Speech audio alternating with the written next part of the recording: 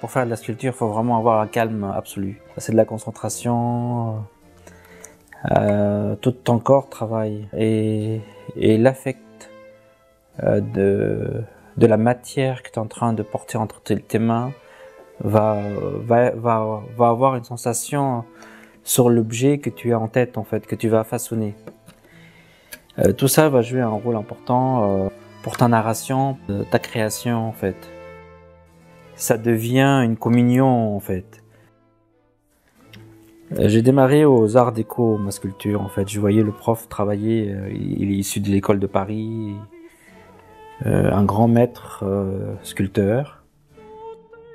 Il a dû collaborer avec les élèves de Rodin, en fait. Hein. Et c'est une sculpture expressive, figurative, expressive. Donc j'ai eu la chance de travailler avec Charles Offray, et puis d'abord dessiner le modèle vivant. Tout se base sur le corps et l'élévation du ressenti, progresser, en fait. C'était comme ça dans ces termes. C'était progresser, voir l'aplomb, voir l'expression. Et c'est la lumière qui dessine les êtres. J'ai gardé la suggestion afin que le spectateur puisse imaginer des choses. Et pareil pour ma peinture, la sculpture elle est liée chez moi. Parce que j'ai besoin de ressentir le corps, le relief du corps. Ce qui est beau, c'est vraiment... ce qui est beau, c'est l'âme des choses. L'âme du relief, du modelé. Quand tu touches cette matière, surtout le plâtre, j'adore travailler le plâtre, il y a une onctuosité et un bonheur absolu de créer, en fait, avec toutes ses capacités corporelles.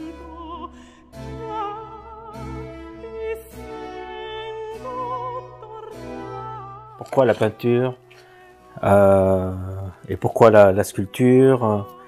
Peut-on faire les deux, etc. En fait, on peut tout faire. Quelqu'un qui crée, il peut créer de la sculpture, de la peinture. Et la différence, c'est que le but, c'est pas une question de différence, c'est comment on ressent les choses. Il y en a qui ressentent le relief en eux, qui ressentent le lien tactile entre les mains, entre la sensation, le corps, etc. à la nature. Et puis il y en a qui ressentent, ils ont peut-être pas besoin de travailler la sculpture, ils ont plutôt envie de, comment dire, travailler plutôt l'espace, une narration dans un espace, dans un cadre, dans une surface donnée. Et il y en a qui font les deux, comme beaucoup ont fait les deux. En fait, beaucoup d'artistes font de la sculpture et de la peinture, en fait. Mais tu peux avoir plusieurs sortes de sculptures. Tu peux faire des installations dans l'espace. De toute manière, une sculpture, elle a rapport avec l'espace. La lumière dans l'espace, en fait. Et donc, ça, c'est ce qui est le plus important, c'est d'émouvoir le spectateur.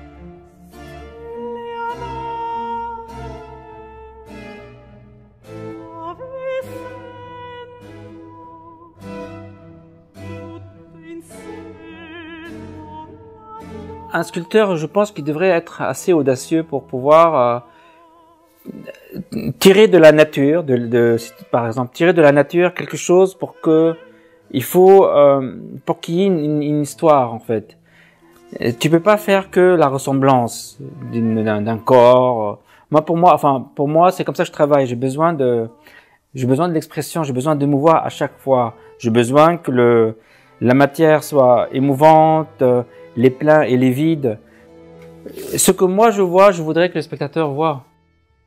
De l'espace, en fait, l'espace, de l'air, et puis du silence. Plus il y a du silence, plus la sculpture elle est vue. Le silence, il est géométrique en général. La géométrie, il faut lui donner de l'accident, en fait. Un accident pour que il se passe quelque chose. Une œuvre, c'est un accident de la nature. Cet accident va émouvoir les uns et les autres, en fait.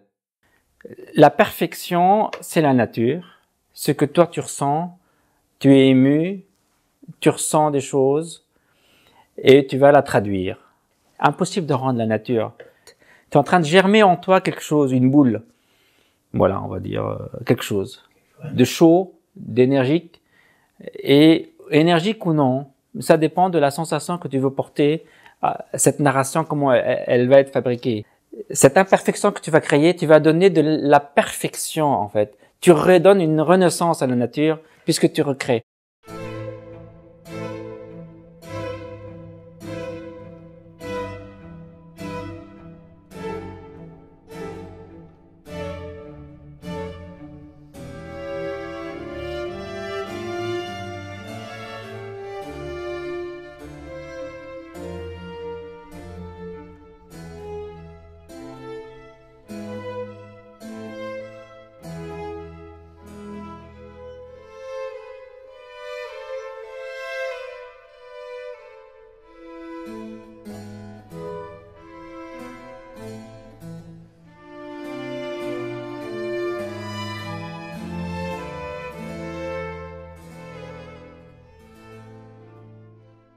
C'est pas le fait de réussir son œuvre ou non, c'est le bonheur de créer, le bonheur de savoir que ça existe.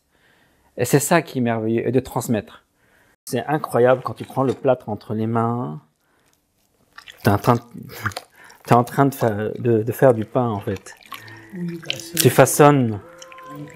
Je comprends les artisans boulangers, tous ces artisans comme ça, le travail des mains et de l'esprit et d'émotions. Je n'ai pas de demande derrière. C'est à l'artiste de prendre son temps pour que chaque pièce qu'il crée, il le crée avec bonheur. C'est très important parce que quand il regardera derrière lui, il se dira bah, ça c'est fait avec cœur.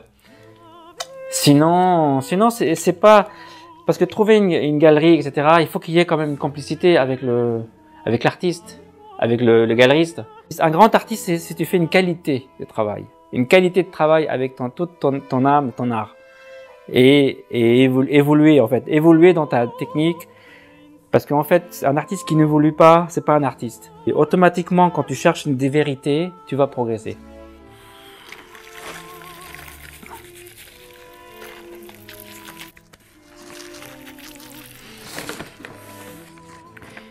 Sans plâtre, il n'y a rien.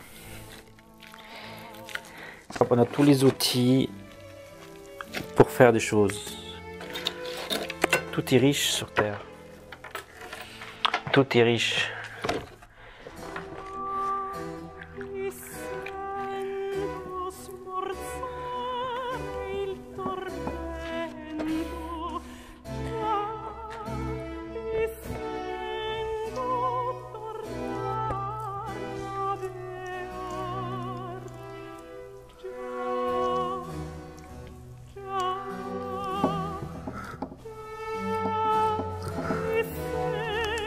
Très important le recul.